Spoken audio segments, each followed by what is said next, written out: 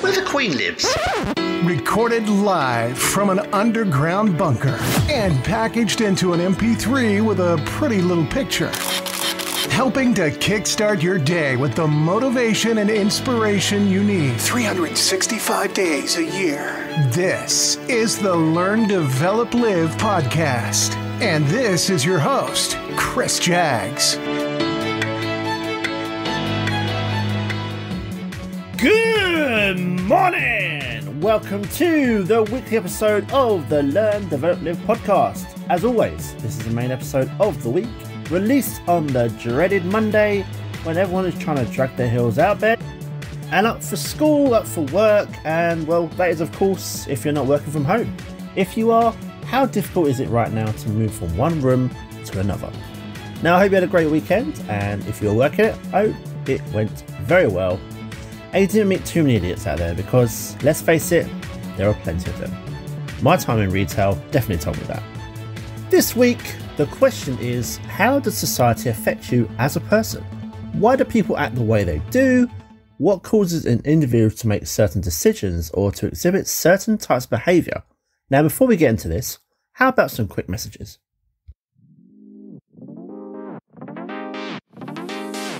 The Learn, Develop, Live podcast. How do you like your eggs in the morning? Join us on social media. Search for Learn, Develop, Live on Facebook, Instagram, Twitter or LinkedIn and join the motivation.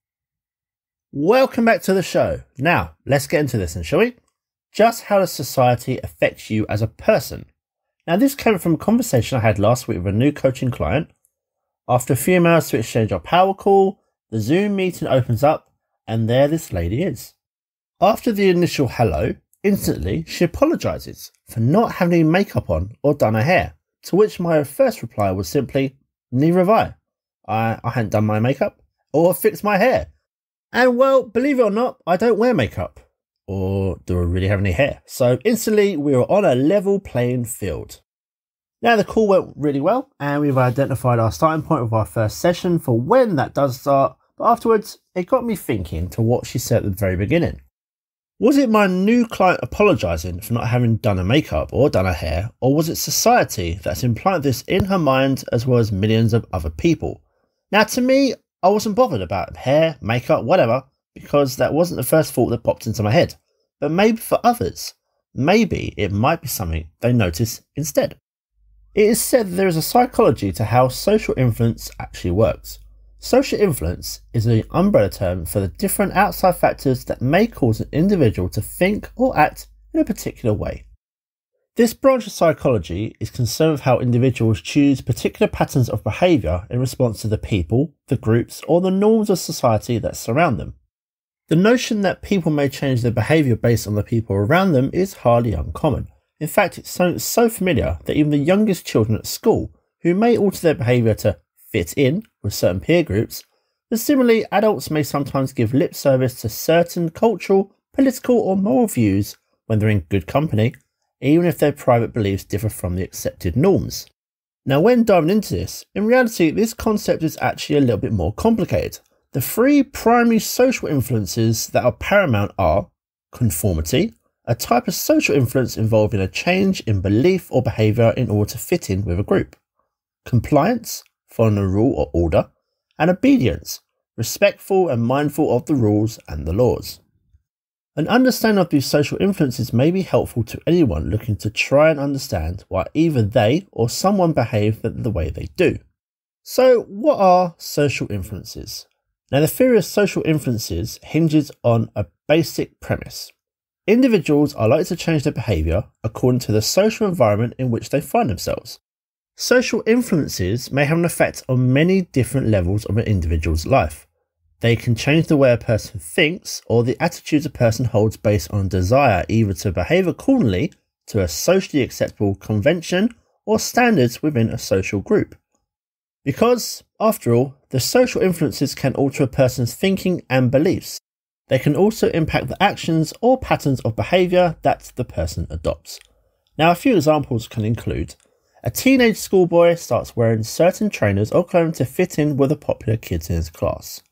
A teenage schoolgirl decides to go out and play for the football team because she knows all of her friends will be playing. A business owner decides to sponsor or support a local charity, believing that this will bring him the goodwill in the community.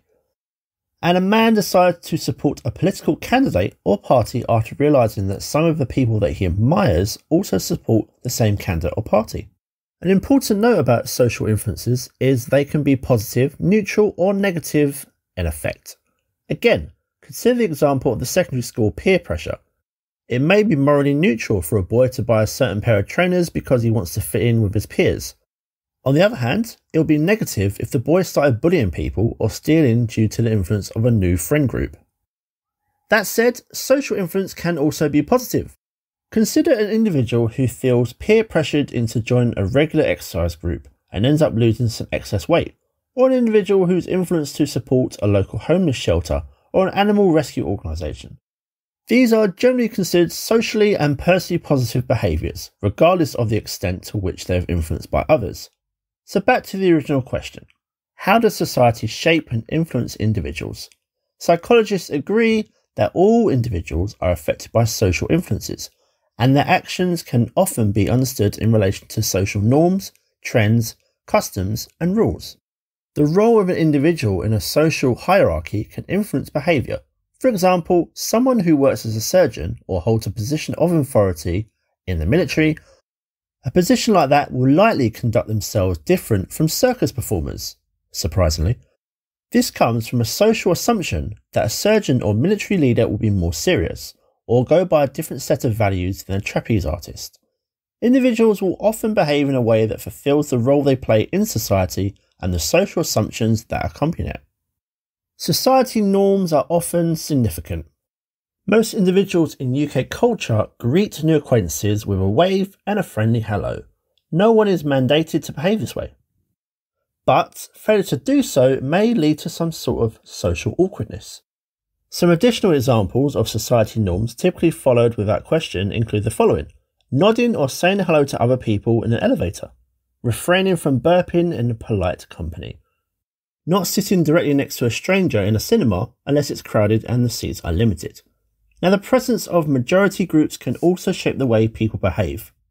People in a majority group may feel compelled to uphold certain beliefs or behaviours to maintain their inclusion in that group. Those outside the group may try to change their actions to also gain inclusion. In both situations, the driving force here is the fear of being left out. Finally, the prevailing belief systems can influence behaviour. For instance, individuals who are in a Facebook group about coaching that constantly promotes positivity, problem sharing and pushing themselves, that environment will become the ethical norm to those within it. The belief that being around like-minded individuals will only push you forward in your own journey to greatness, and this is going to be widely accepted and not seen as simply a way of fitting in. The question now for you is, how much do you let society influence you each day? Now, heads up smart people, you can find more motivation and inspiration at learndeveloplive.com. Join the motivation, and also you and me. Can we go on a call? Can you and me talk about your current situation that you're looking to achieve? If I think I can help you and it seems a good fit, I'll tell you more about how I may be able to help. Now, thanks for listening. I always appreciate you being here. Have yourself an incredible day, incredible week. Go smash it. Let's speak soon, and I will see you in the next one. The Learn, Develop, Live podcast. Picking you up when that cup of coffee isn't doing its job. I can't listen to your crap before my coffee. Goodbye. What? It's over already? All over. Thank you for listening to the Learn, Develop, Live podcast. I hope you feel as warm, motivated, and fuzzy inside as I do. You can connect with Chris at learndeveloplive.com or on Facebook, Instagram, or Twitter. I won't say goodbye. I'll just say until we meet again. Until next time, join the motivation. Motivation.